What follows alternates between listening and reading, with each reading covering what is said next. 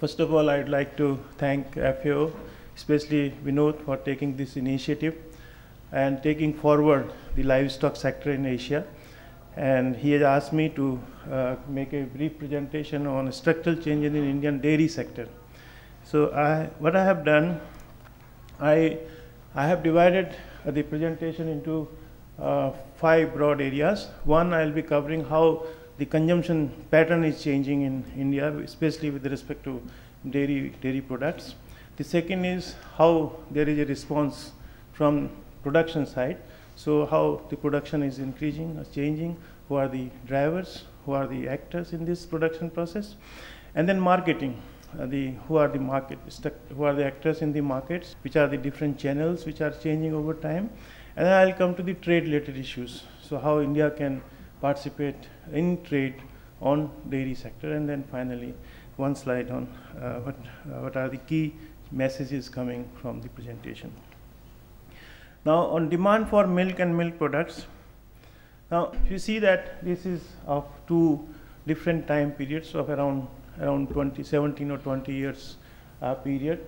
The demand for milk and milk products are increasing at a very fast rate. And you can see that the rural, urban India, the urban demand for milk and milk products is much higher than the rural India. And the increase in urban consumption pattern towards milk and milk products is also faster than the rural India. And this is happening because the incomes are increasing, not only in urban areas, but in rural areas also. Also the urbanization is taking place, so it is very well reflected that the urban areas, there is a higher demand for milk and milk products. The taste and preferences are also going towards milk and milk products, or the high value commodities which we used to say. When we see the expenditure, I can see that the expenditure, the trends are same, the rural and India, they are increasing. But in urban India, the expenditure has gone up very fast. It's roughly around $180 if you convert into dollar terms. At all India level, it is around $80. And rural India, though it is increasing, but the rate of increase is not as fast as in urban India. So there is a huge demand is coming up in the urban India. Now if we further disaggregate it as per the level of income, the very poor people, the lowest strata in the consumption basket, and the middle, we characterize as them poor, and then non-poor. And there are top 10%, the rich people, their per capita consumption of milk and milk products. And you can see the stark difference in consumption pattern for milk and milk products from very poor to rich people. And just imagine that if the very poor, because there are lots of programs are going on in India to increase income of the poor people. We are going for inclusive growth in the Indian agriculture system. Various government programs are to raise income of the rural people through employment generation program or through increasing productivity in rural areas. So once the incomes are increasing, just imagine that the very poor people, they are moving towards the poor. Now the demand is going to increase. The poor people are moving to non-poor. So huge demand is expected to come in Indian, whether it is rural India or urban India. So this is it's a challenge and also an opportunity to harness for improving the dairy sector. Now if you see the pattern of, where the pattern is going on, and these numbers are the percentage change over several years, 17 years, 1983 and 2010. The liquid milk, 18% increase in the consumption expenditure towards liquid milk in rural India. Urban India, it is 65%. If you look to this table very carefully, then you will find that the ice cream and baby food, there is a dramatic increase in their expenditure pattern. So ice cream, baby food, they are the key processed commodities which are increasingly in demand. We tried to estimate the demand for 2026-27, and from the base 2010, and we noted that the demand for milk and milk products is going to around 200 million tons by 2026.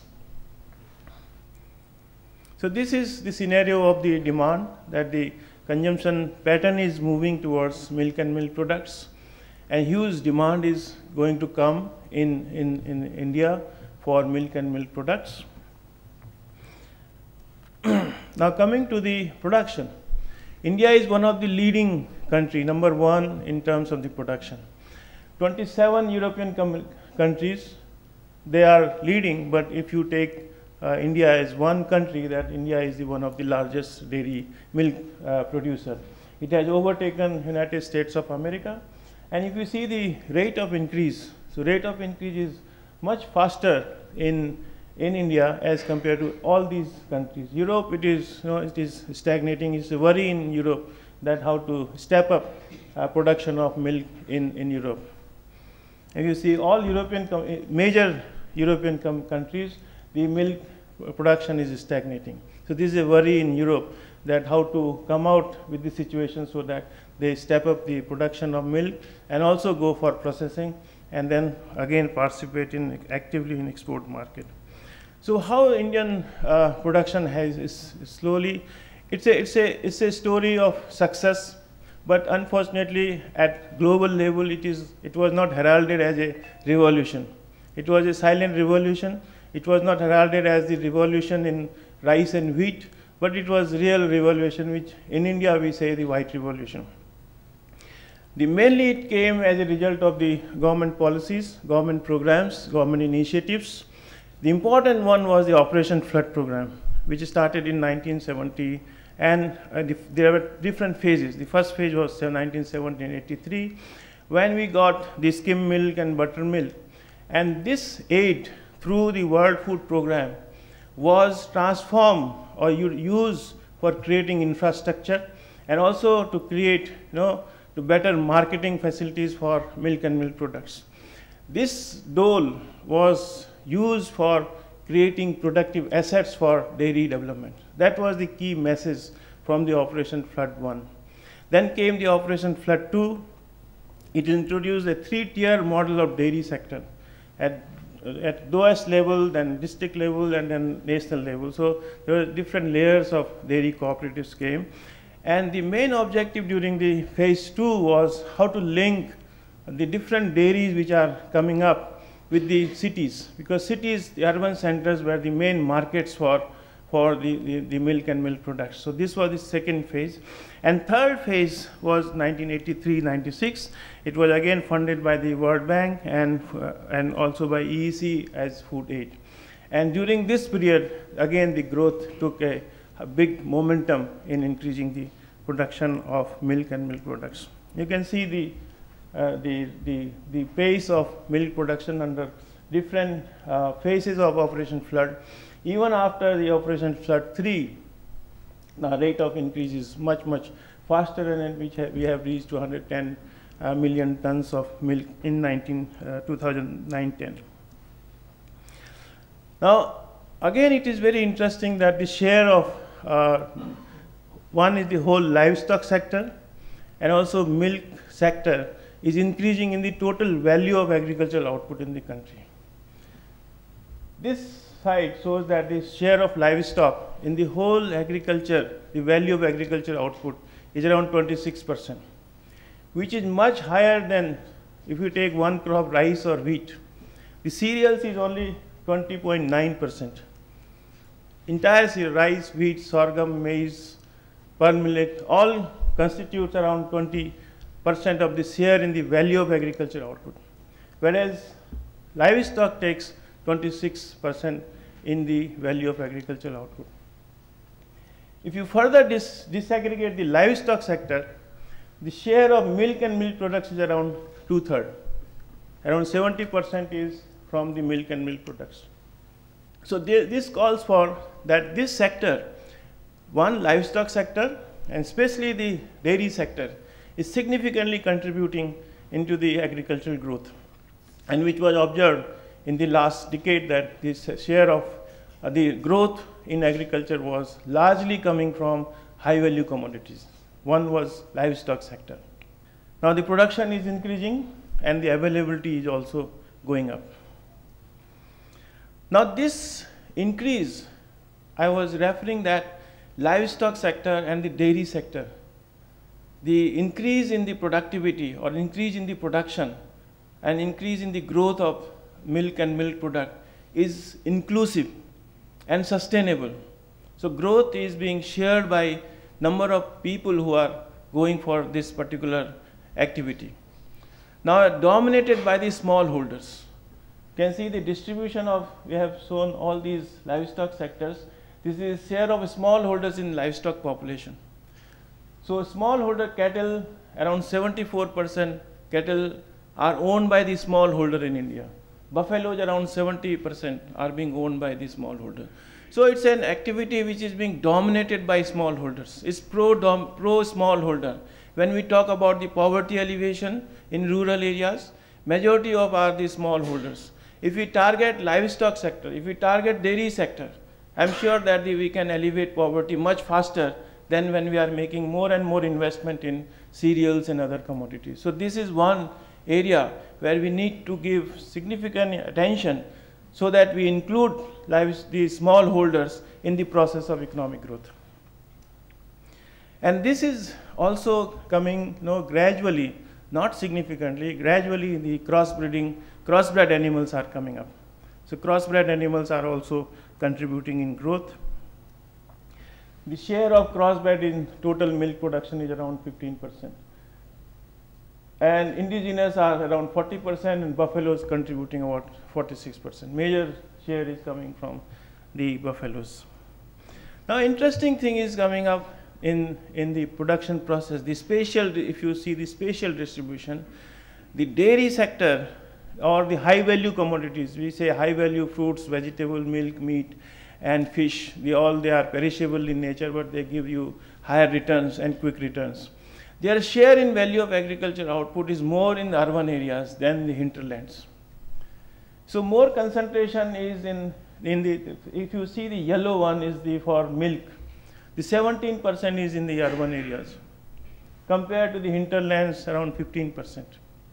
So the urban sector is contributing more these milk and milk products as compared to the hinterlands. Now growth rate also. See the growth of in urban areas, the dairy milk is increasing at the rate of around 4.9% or 5%. In near urban it is 4.33% and other or hinterlands is 4.12. So more and more is urban areas and peri-urban areas. So the focus is in those areas. This is mainly because the access to the market, access to the cities where it can be sold easily. Because it's perishable in nature, so from hinterlands to the main centers, it becomes very, very difficult. So here it comes that we need to have more cold storage, chilling centers, refrigerated vans. So investment in those areas are necessary if we want to take the dairy sector or milk sector more and more in the hinterlands. So this was on the production aspect. And third is on marketing. So we covered on demand and then production and then coming to the markets. Market is mostly dominated by the unorganized sector. The entire dairy sector is unorganized sector. Marketing is also unorganized sector. But gradually, after the cooperatives during the Operation Flood program and also after the reform in 1990s, the dairy sector is also the private sector, private players are coming up. Multinational companies are there in this sector. So number of the marketing channels are coming up. Earlier it was only the informal sectors. There was people collecting milk from the producers and selling in the markets. But now number of channels are coming up. If you see this milk marketing process, the entire milk process is retained. 1/3 is retained by those who are producing milk, and 2/3 is going to the market. And if you see the milk sold, then it is formal sector is only 17%. 51% is still informal sector, dominated by the informal sector. And formal sector again, milk products and liquid milk. Milk products is 64. They are processing it, and informal sector is milk products is around 32%, liquid milk is 19%. So the main is for this informal sector is milk products, 32%. Basically, this making the sweets or our traditional ghee and the paneer. So these are the traditional products which are being used, commonly used by the consumers. If you distribute different sectors like cooperatives, private sector and traditional channel, how they are using the milk. So if you see the traditional sector, the main is for liquid milk and also the other products like sweets or fermented products and some of the ice cream. So these are the two major they are taking up. And then middle one, the brown one, is traditional milk products like khoa, chhena, paneer. So they are the milk products they are processing, the traditional sector. But if you look to the private sector is largely for other products.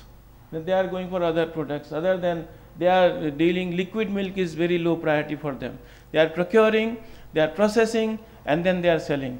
And because they have much advantage in the value addition after processing, so the profit margins are very high with the private sector, going for ice creams, cheese, butter, and all those things. Cooperatives, the main role, because it was the focus was to first meet the liquid demand in cities. So they first concentrate on meeting the demand, and then they are going for again for the other products. So they are also now, private sector and cooperatives, they are also now competing with each other for processed commodities.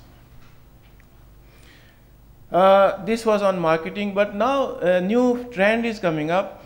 One was cooperative. This revolution was led by the cooperatives. So it's a cooperative-led revolution. As the Green Revolution in India was led by the public sector. It was government program, but it was led by the cooperatives. Number of cooperatives came up all over India, and the Anand model was the famous model, and it was replicated in different parts of India. So now coming to the competitiveness and trade. Now in morning it was mentioned that the smallholders are inefficient, and we also observed that the smallholders are inefficient because the access to various inputs, access to services for the smallholders are very high, is not available. The transaction costs are very high for these smallholders.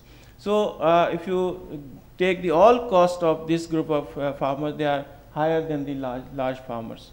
Their productivity is also low. The animals are very small in size, as well as the feed is not available, right kind of feed, and the veterinary services are not available.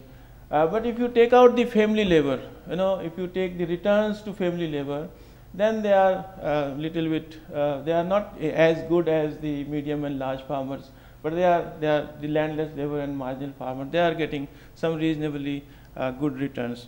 But still there is a need to improve the efficiency of smallholders because it's dominated by smallholders.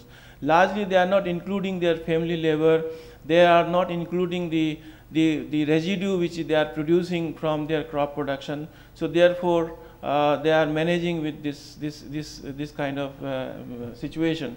But if we have to make this dairy sector for them more commercial activity, I think there is a need for a complete shift in the paradigm from subsistence to the commercial sector by providing the services, veterinary services, breeding services, access to nutritive food, and also the assured market for them. The contract farming arrangements are coming up. They are emerging in rural areas, which are trying to reduce the transaction costs of the farming community. Now, if we look to the prices, compare the global prices, Indian prices in US dollar terms, they are least compared to exporting countries, $303 as compared to other countries.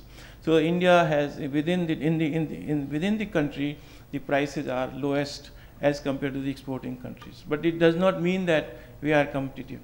we are being protected. We are being protected. One is from import, and we cannot participate in export because of several reasons. One basic reason is our the food safety related issues. We are non-tariff barriers. We are not able to meet the demand from Europe and also from the American countries.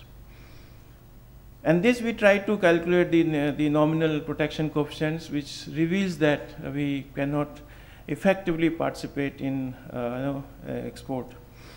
Here gives the trend in our export and import. You can see that India is not importing much of milk and milk products. Now after 2004 and 5, we started exporting more and more milk and milk products, and net we are positive in if we take the trade balance. And 2008-9, 2007-8, it has gone up remarkably. And during recent years, there were ban on trade on export. Therefore, we could not export. We are surplus in milk. We are surplus in the milk powder, but they were banned on export. So therefore, this blue one is not that high as we were expecting. The protection is that we have high tariff rates. Earlier in 90s, it was 55% were the tariffs, the import duties for all milk. 55% is skim milk and whole milk, which came down, and now it is 30%.